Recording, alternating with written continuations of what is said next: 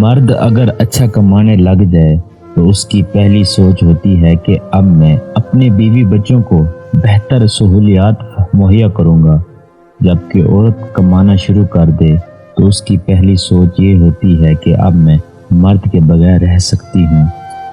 مرد میں سب سے بڑی خامی خواہش کی تعمیل ہے۔ اسے پیاس بجھانے کے لیے آب چاہیے، پھر وہ کھارا ہو یا میٹھا، اس سے فرق نہیں پڑتا۔ عورت کا معاملہ اس کے برعکس ہے۔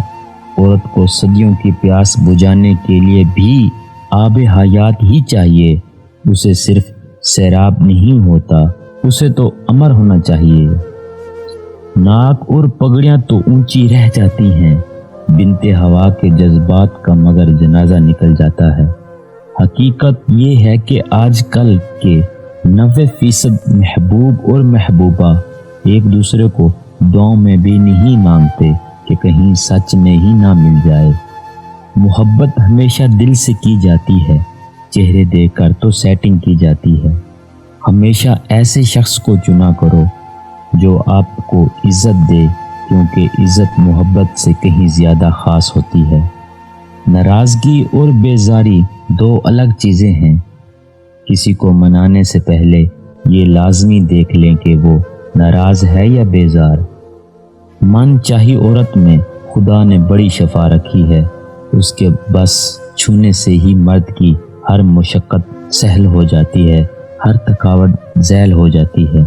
محبت لالچ کا دوسرا نام ہے۔ محبت جب نہیں ہوتی تو بھلی لگتی ہے اور جب ہو جاتی ہے تو بری۔ میں نے ذلت اور رسوائی کے بعد بھی اگر محبت پر کسی کو قائم دیکھا ہے تو وہ عورت کو دیکھا ہے۔ محبت اس وقت بد دعا بن جاتی ہے جب وہ بہت ساری محبتوں کو روند کر آگے بڑھتی ہے۔ ایسی محبت کو یہ کہنے کو دل کرتا ہے کہ محبت تم سے نفرت ہے۔ تلخ حقیقت، محبت میں واحد چیز جسم ہی ہے جو توجہ کا اصل مرکز ہوتا ہے۔ محبت میں لڑکی اس وقت مجبور ہو جاتی ہے جب وہ لڑکے کو اپنی ساری کمزوریاں سونپ چکی ہوتی ہے۔